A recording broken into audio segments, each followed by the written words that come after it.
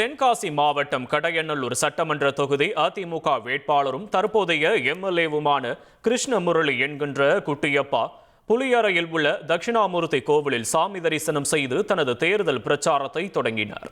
எடப்பாடி பழனிசாமி மீண்டும் முதலமைச்சராக வேண்டியும் தென்காசி மாவட்டத்தில் போட்டியிடும் தேசிய ஜனநாயக கூட்டணியின் 5 வேட்பாளர்களும் வெற்றி பெற வேண்டியும் அவர்களின் பெயரில் அர்ச்சனை செய்து சிறப்பு வழிபாடுகளை மேற்கொண்டார். தொடர்ந்து பிரச்சார வாகனத்தில் ஏறி தனது பயணத்தை தொடங்கிய அவருக்கு ஊர் பொதுமக்கள் மாலை மற்றும் சால்வை அணிவித்து உற்சாக வரவேற்பளித்தனர்.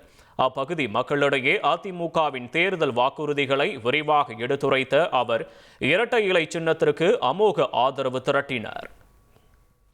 இரட்டை இலை சின்னத்தில் வாக்களித்து என்னை பெருவாரியான வாக்கு வித்தியாசத்தில் வெற்றியடைய வைக்க வேண்டும் என்று தங்களிடம் பொற்பாதம் பணிந்து கேட்டுக்கொள்கிறேன்.